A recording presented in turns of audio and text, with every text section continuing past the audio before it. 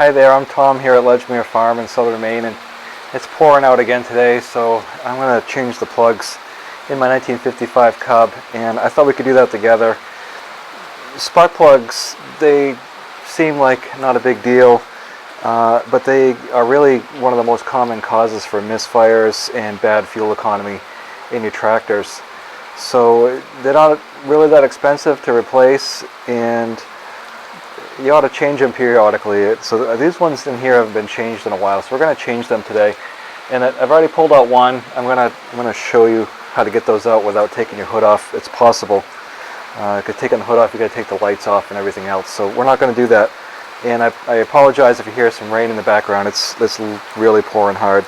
This tractor had Champion plugs in it, and they're D16s, which even on a good day, these aren't the right plugs. They should be a D18Y if you're using Champion, but I think Champion plugs are garbage, so we're not going to put those back in.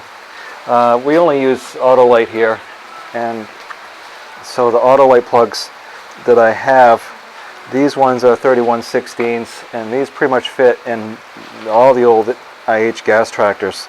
So that's all I use. But one thing you got to be careful of too, and I noticed when I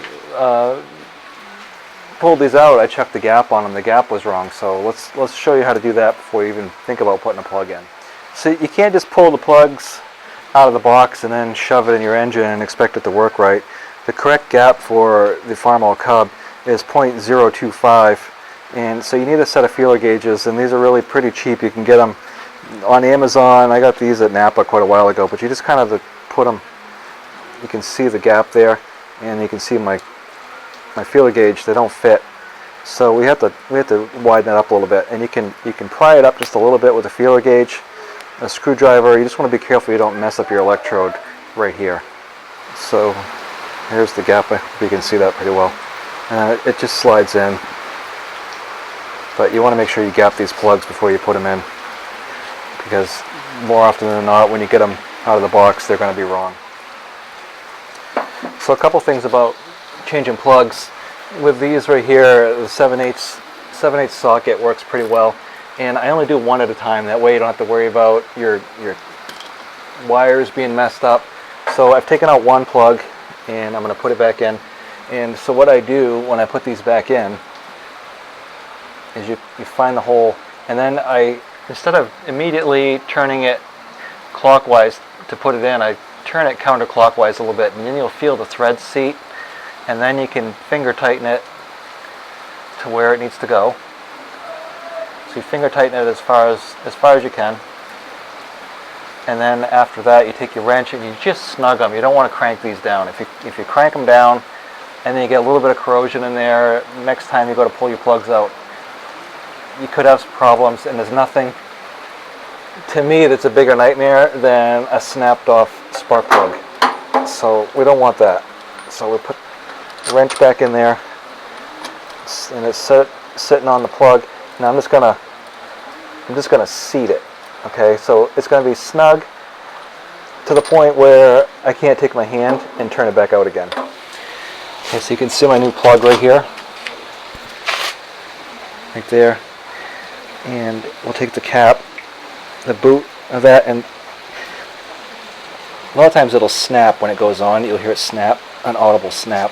If you just set it on there, you're probably not going to get a good connection. So this is one of the plugs I've pulled out, and you can see all the carbon built up on it. I don't know how good you can see that, but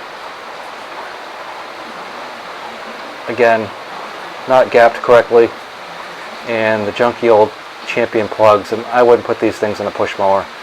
So I'm sorry, but I just don't think Champion makes good plugs. I've never had good luck with Champions. And one thing we've kind of established is that putting the Autolite plugs in, they do seem to help with oil burning on these tractors. So if you got some smoke coming out the tailpipe, often as not, putting a good set of Autolite plugs in there, the 31/16s, if not alleviate it, they at least mitigate it quite a bit. So while I'm getting ready to put this back in, some people, they'll put Never Seas or some kind of lubricant on their threads, and that's a terrible idea, because what happens when you do that is it allows you to over tighten your plug, and then you can have premature failure on that. And also the oil and grease in there, sometimes it causes an engine misfire just because of the lubricant in there will catch. So if you over tighten these, you can get failure in there. So dielectric grease is something that I use, but I don't put it on the threads here. A little bit of dielectric grease up here, okay, on this right here will help keep the moisture out of there. And just a little bit, a little bit of dielectric grease goes a long way. So you don't want to like overdo it with the dielectric grease, but just a little dab up there before you put them back in doesn't hurt anything.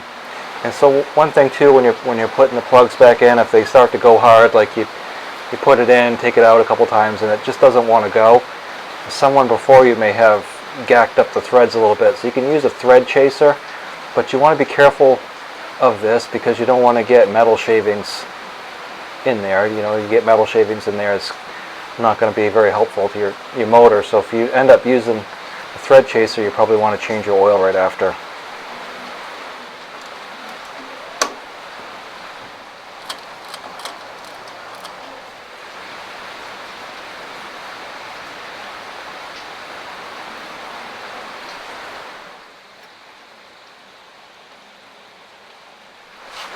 So something that's been on my to-do list here since I got this tractor has been to take the fuel bowl off and clean it. And what the fuel bowl does is it's a sediment bowl, actually, and any junk that accumulates in your gas tank, in theory, will come into this bowl and settle down to the bottom.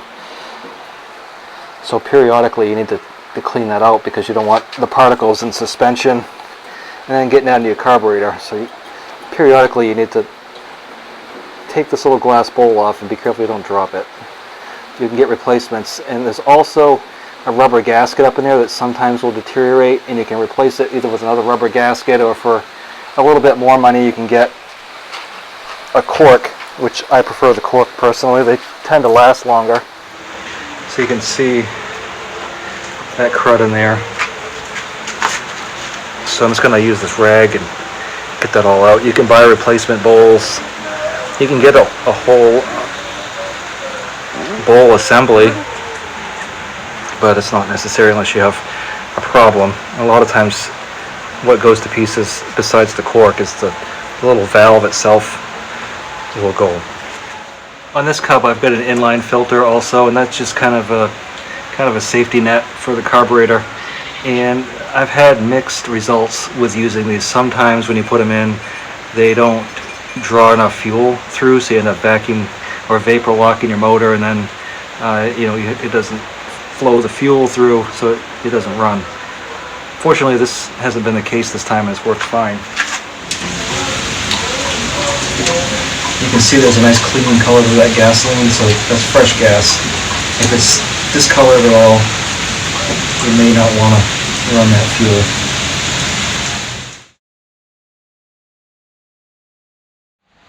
Make sure if you have a secondary valve that's turned on, that's opened up there. So I'm going to go ahead and fire it up. So remember, even a little Farmall Cub can kill you. So most people would recommend getting the seat, but these ones you don't have to. But you want to make sure that your gear shift is in neutral, so you can, we call it shake hands with it, back and forth sometimes. And switch on. I usually put the throttle about 1/3.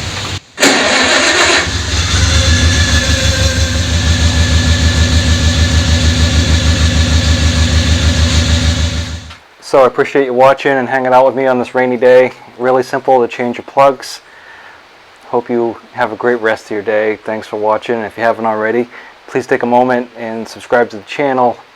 Give me the thumbs up and some comments down below if there's something that you want to know more about, or if you have questions, or if you've got some commentary about something that you do differently. I'd love to hear what you have to say. So again, thanks for watching, and I will talk to you next time.